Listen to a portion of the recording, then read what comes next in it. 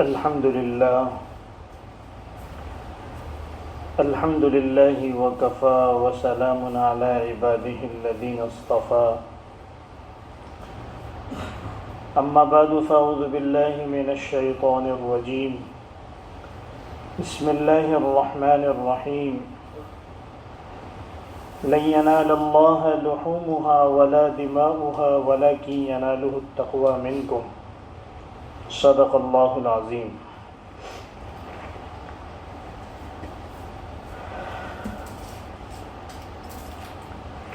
ذی الحجہ کے ابتدائی 10 دن اللہ تبارک و تعالیٰ کی نظر میں بہت زیادہ قیمتی دن ہیں۔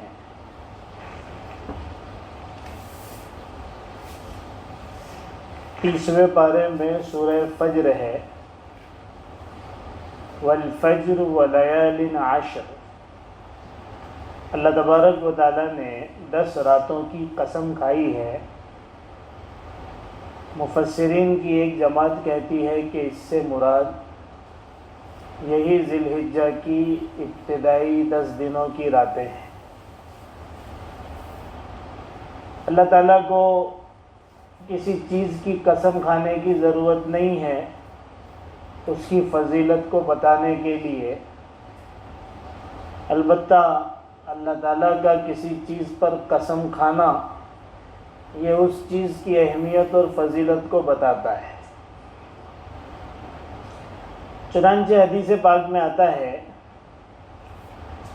کہ ان دنوں میں عبادت کرنا سال بھر کے دیگر دنوں کے مقابلے میں اللہ تبارک و تعالیٰ کو سب سے زیادہ محبوب اور پسندیدہ ہے، اور یہ اللہ تبارک و تعالیٰ کا اپنا اختیاری معاملہ ہے کہ وہ جن دنوں یا جن راتوں کو فضیلت دے دیں۔ جیسے اللہ تعالیٰ نے مہینوں میں رمضان کو فضیلت دی، ہفتے کے 7 دنوں میں جمعہ کو فضیلت دی، اسی طریقے سے سال بھر کے دنوں میں اللہ تبارک و تعالیٰ نے عشرہ ذی الحجہ کو فضیلت سے نوازا ہے۔ اس حد تک فضیلت ان دنوں اور راتوں کی بیان کی گئی ہے کہ ایک حدیث پاک میں آتا ہے کہ ان راتوں میں سے کسی ایک رات کا قیام، یعنی رات عبادت میں گزارنا، ایسا ہی ہے جیسے لیلۃ القدر میں قیام کرنا۔ رمضان میں لیلۃ القدر کو ڈھونڈا جاتا ہے، آخری عشرے میں زیادہ کوشش کی جاتی ہے، 27 کو رواج ہے جاگنے کا، پتہ نہیں ہے کہ لیلۃ القدر کب ہے۔ لیکن ان راتوں میں سے کسی ایک رات میں جاگنا یقینی طور پر لیلۃ القدر کو حاصل کروا دیتا ہے، لیکن کہیں پر کوئی رواج نظر نہیں آتا۔ بہرحال تو یہ بڑی فضیلت اللہ تعالیٰ نے ان دنوں کو اور ان راتوں کو عطا فرمائی ہے، اور انہی دنوں میں 10ویں ذی الحجہ عید الاضحیٰ کا دن ہے۔ اس کی رات بھی بڑی فضیلت والی ہے۔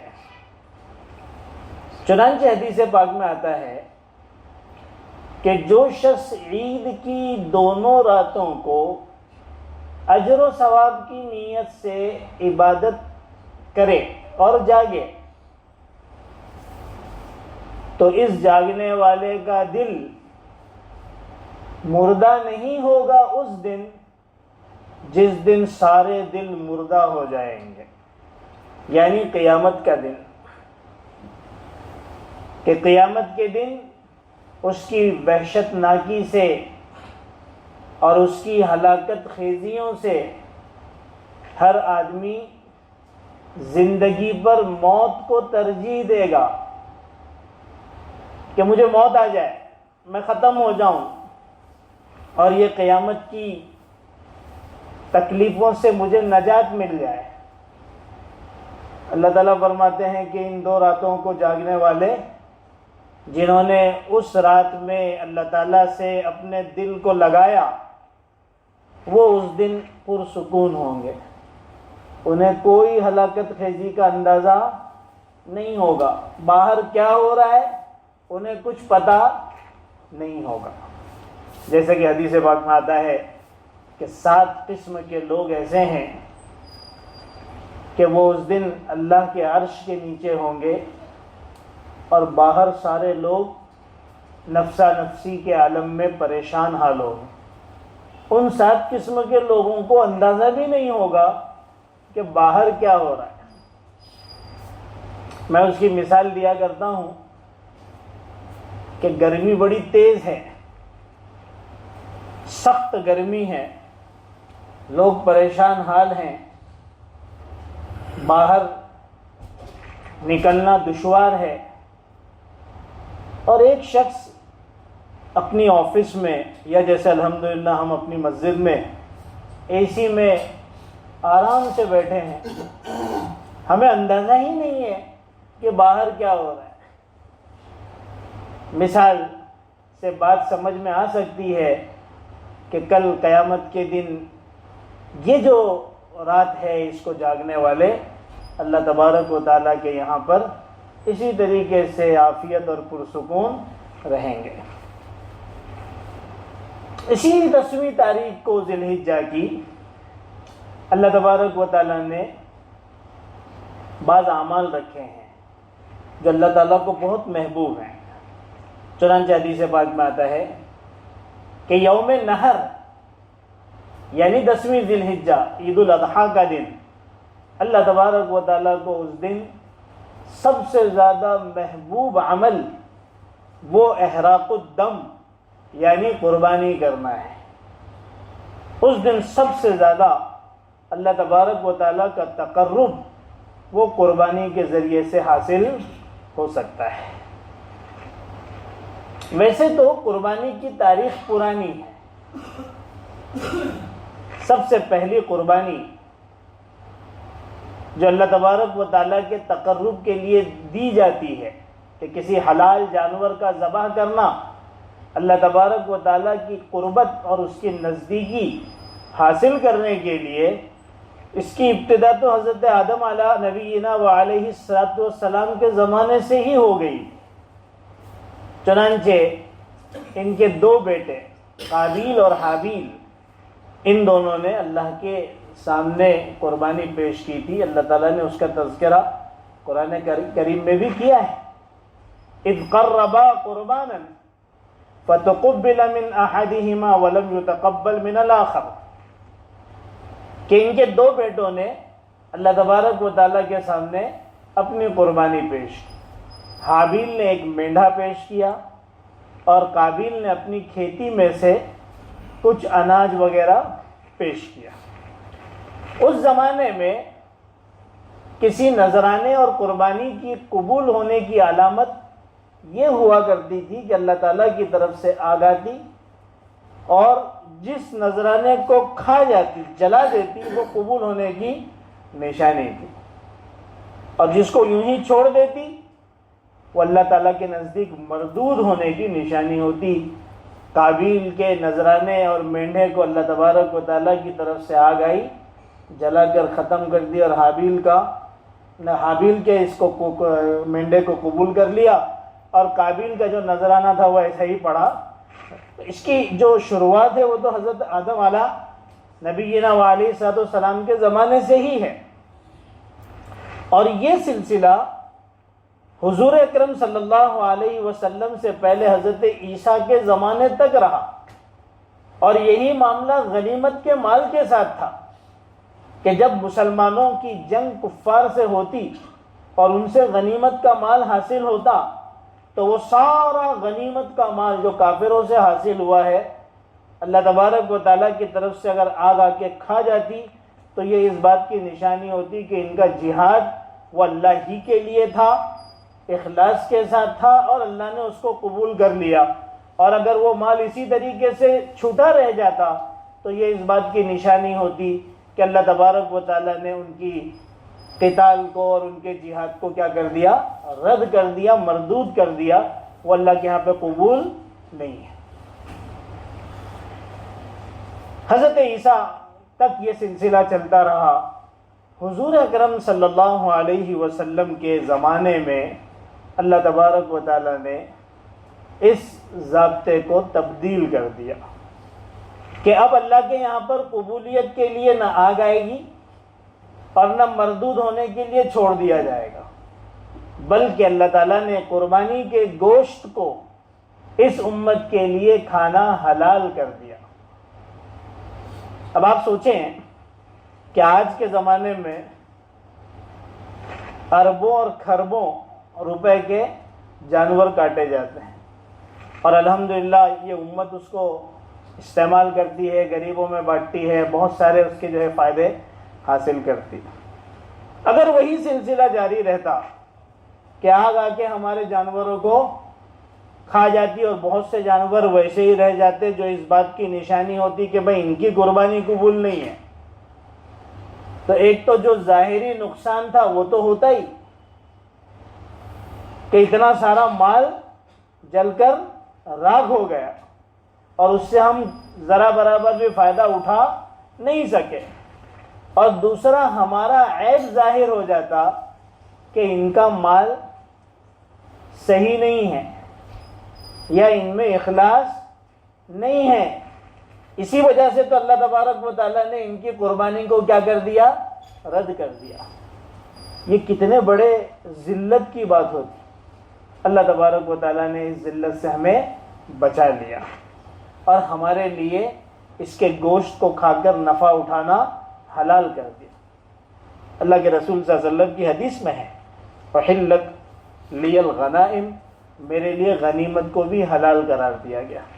آج اگر مسلمانوں کا غیر مسلموں کے ساتھ جہاد ہو جائے اور اس میں مال غنیمت حاصل ہو تو وہ سارا مال غنیمت مسلمانوں کے لیے استعمال کرنا حلال ہو جاتا ہے۔ پہلے وہ ساری چیزیں مسلمان استعمال نہیں کر سکتے تھے، لیکن اب وہ ساری چیزیں کیا ہو گئی ہے؟ حلال ہو گئی ہے۔ تو جانور کا استعمال بھی اس امت کے لیے اللہ کے فضل اور کرم سے حلال قرار دیا گیا، اور غنیمت کو بھی کیا کر دیا گیا؟ حلال قرار دیا گیا۔ تو اللہ تعالیٰ نے اس 10ویں ذی الحجہ کو، اور اس کا وقت تو 10 کے بعد 11 اور 12 کی مغرب تک ہے، 3 دن یہ ایام قربانی ہے۔ ان 3 دنوں میں اور خاص طور پر 10ویں ذی الحجہ کو سب سے زیادہ بہترین اور محبوب عمل اللہ تبارک و تعالیٰ کے نزدیک قربانی کرنا ہے۔ اس سے بڑھ کر دوسرا کوئی عمل نہیں ہے۔ دوسرے سارے عملوں کے ساتھ ایسا نہیں کہ قربانی کے پیچھے ہی لگے ہیں اور نمازیں جا رہی ہے، بکروں کو کھلانے کے پیچھے لگے ہیں اور ساری نمازیں چھوٹ رہی ہے۔ ارے بھئی زیادہ سے زیادہ قربانی کا کیا درجہ ہے؟ زیادہ سے زیادہ قربانی کا درجہ واجب کا ہے، اور اس کے مقابلے میں نماز فرض ہے، فرض عین ہے، سب سے اونچا درجہ ہے۔ تو ان ساری عبادتوں کے ساتھ اس دن قربانی اللہ تبارک و تعالیٰ کو سب سے زیادہ محبوب عمل ہے۔ کہ ایک آدمی یہ سوچے کہ میں صدقہ کروں اور وہی آدمی قربانی کرے، ان دونوں میں افضل کون سا ہے؟ تو ظاہر سی بات ہے قربانی ہے۔ جیسے بہت سارے لوگ ہوتے ہیں جو زائد اور نفل قربانی کرنا چاہتے ہیں، تو اس دن نفل قربانی کرنا یہ زیادہ اللہ تعالیٰ کے یہاں محبوب ہے رقم کو صدقہ کرنے کے مقابلے میں۔ لیکن اگر کوئی ایسی ضرورت سامنے پیش آ جائے کہ کوئی بہت محتاج ہے، اس کو پیسوں کی ضرورت ہے، کوئی بہت محتاج ہے، اس کو غلے کی ضرورت ہے، اناج کی ضرورت ہے، تو وہ ایک الگ معاملہ ہے، اس کو پیسے دینا اور اس کو اناج دینا یہ نفل قربانی کے مقابلے میں افضل ہوگا۔ لیکن اس کی وجہ سے واجب قربانی نہیں چھوڑ سکتے. واجب قربانی تو ادا ہی کرنا ہے. اللہ کے رسول صلی اللہ علیہ وسلم کی حدیث ہے، من کان له ساعة فلم يضحي فلا يقربن مصلانا. من کان له ساعة، من وجد ساعة، بعض روایتوں میں لفظ آتا ہے فلم يضحي فلا يقربن مصلانا. جس آدمی میں استطاعت ہے کہ وہ قربانی کر سکتا ہے، اس کے باوجود اس نے قربانی نہیں کی، تو اللہ کے رسول نے بڑی سخت وعید اس کو سنائی، تہدید اس کے اندر موجود ہے کہ وہ ہماری عیدگاہ میں نہ آئے. حضرت تھانوی رحمۃ اللہ علیہ نے لکھا ہے کہ بھائی عیدگاہ میں کون جاتا ہے؟ عیدگاہ میں نماز پڑھنے کے لیے مسلمان جاتے ہیں. عیدگاہ اور مسجد میں کون نہیں جاتا ہے؟ ظاہر سی بات ہے جو مسلمان نہیں ہیں. تو گویا اللہ کے رسول صلی اللہ علیہ وسلم نے اس طبقے کو ان لوگوں میں شمار کیا. کتنی زبردست تہدید ہے، کتنی زبردست سرزنش اور سختی کا اظہار اللہ کے رسول صلی اللہ علیہ وسلم نے ایسے لوگوں کے لیے کیا ہے جن پر قربانی کرنے کی استطاعت موجود ہے، اس کے باوجود وہ قربانی نہیں کرتے. آپ قربانی کی حقیقت کو اگر دیکھیں کہ یہ قربانی ہے کیا، اللہ تبارک و تعالیٰ کا تقرب حاصل کرنے کے لیے جانور کا ذبح کرنا اور خون بہانا، جیسے میں نے عرض کیا، پرانے زمانے سے چلا ہے. اور آپ ایک چیز دیکھیں گے کہ ہر ملت کے اندر یہ چیز موجود ہے. ہر ملت اور ہر قوم میں یہ چیز موجود ہے کہ جانوروں کو ذبح کیا جاتا ہے. اب یہ ہے کہ کوئی جو ہے وہ مورتی پر ذبح کر رہا ہے اور کوئی جو ہے وہ عیسیٰ مسیح کے اوپر ذبح کر رہا ہے، جو کہ غلط طریقہ ہے، لیکن یہ چیز ہر جگہ موجود ہے. اللہ تبارک و تعالیٰ کے نام پر قربان کرنا یہ صحیح طریقہ ہے. اس کا حکم آپ کو سورہ کوثر میں ملے گا. اِنَّا أَعْطَيْنَاكَ الْكَوْثَرَ فَصَلِّ لِرَبِّكَ وَانْحَرْ. اللہ تعالیٰ فرماتے ہیں نماز بھی تو تیرے رب کے لیے پڑھ اور تو خون بہا، یعنی قربانی بھی اگر کر تو اللہ کے لیے، تیرے رب کے لیے کر. تو جس طریقے سے نماز سے اللہ کا تقرب اور نزدیکی حاصل ہوتی ہے، اسی طریقے سے خون بہا کر قربانی کرنے سے بھی اللہ تبارک و تعالیٰ کی تقرب اور اس کی نزدیکی حاصل ہوتی ہے. ایک خاص واقعہ اللہ تبارک و تعالیٰ کی طرف سے حضرت ابراہیم کی آزمائش کے طور پر پیش آیا، جس میں حکم تو تھا کہ بھئی بیٹے کو قربان کر دو، جو ایک بہت بڑی قربانی تھی. اور اللہ تبارک و تعالیٰ کا اگر حکم ہو جاتا کہ قربان کرنا ہے تو پھر اس کے علاوہ کوئی چارہ بھی نہیں ہے، کیونکہ نفس کی قربانی اور خواہشات کی قربانی اور اپنے مال اور جان کی قربانی ہی اصل اللہ تعالیٰ کی کامل اطاعت ہے. حضرت ابراہیم نے اپنے بیٹے کو قربان کر دیا، کیونکہ وہ تو یہی سمجھ رہے تھے کہ میں بیٹے کو کاٹ چکا ہوں. اللہ تبارک و تعالیٰ کی طرف سے اصل تو آزمائش تھی، کٹوانا نہیں تھا. مینڈا آیا، وہ کٹ گیا، بیٹا سامنے بیٹھا ہوا تھا.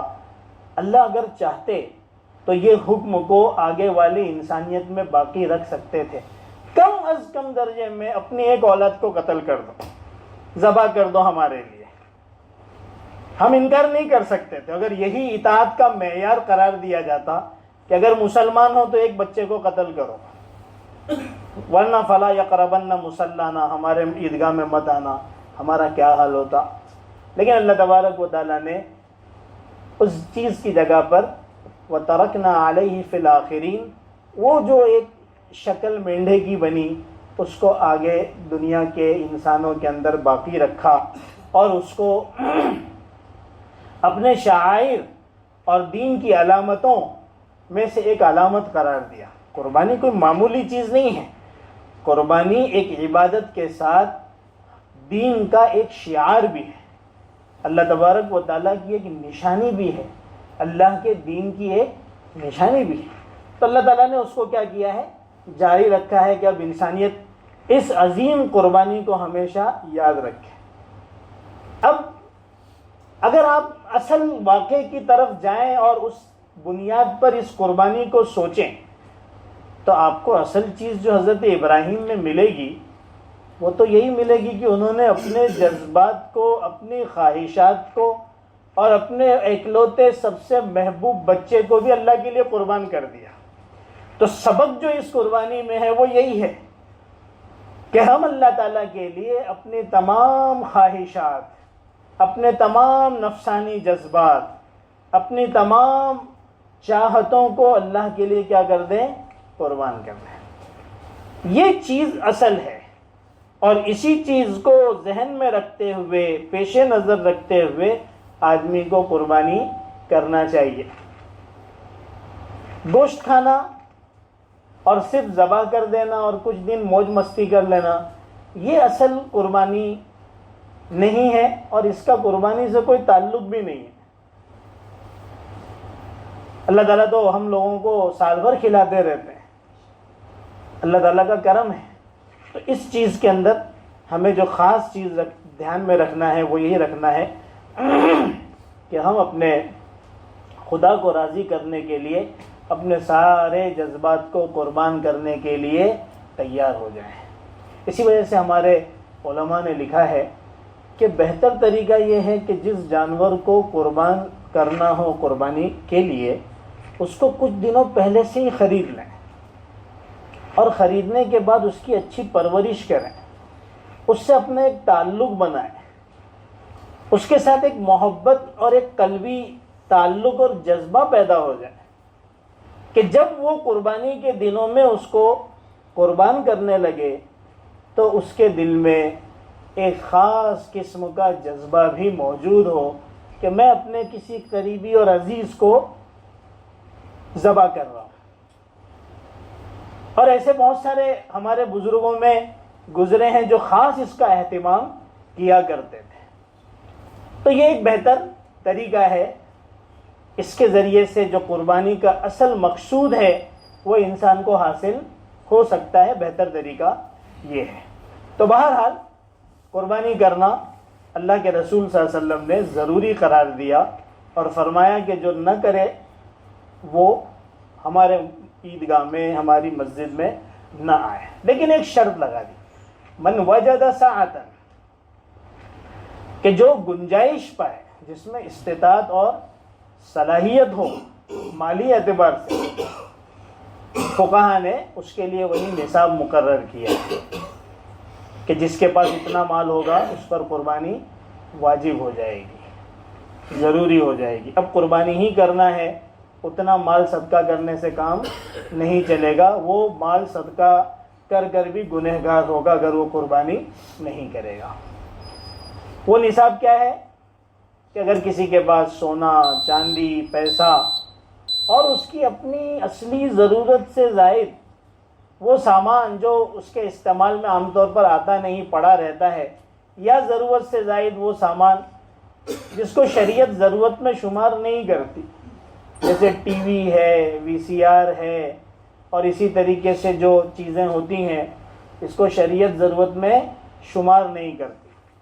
آج کا دور مال و دولت کا دور ہے، اور جو ہے وہ الگ انداز میں جینے کا دور ہے، تو لوگوں کے یہاں پر ٹی ویاں بھی ہزاروں اور لاکھوں کی ہوتی ہے، تو اس کی قیمت کو بھی شمار کیا جائے گا، اور یہ ساری چیزیں مل جائیں۔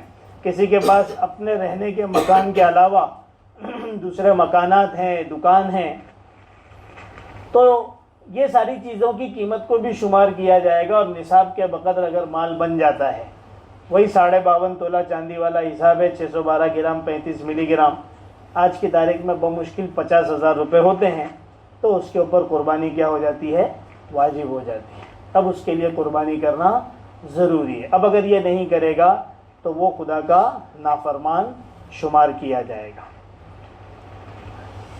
قربانی کے جانور کے تعلق سے بھی اللہ کے رسول صلی اللہ علیہ وسلم نے بہت ساری شرائط بیان کی۔ کسی بھی جانور کو، کسی بھی عمر کے جانور کو، کسی بھی عیب والے جانور کو ذبح کرنے سے قربانی نہیں ہوگی، کیونکہ یہ عبادت ہے، تو عبادت کے لیے شرائط بھی مقرر کیے گئے ہیں۔ جو جانور اہلی ہیں، گھریلو ہیں، انہی کی قربانی ہو سکتی ہے، دوسرے جانوروں کی قربانی نہیں ہو سکتی۔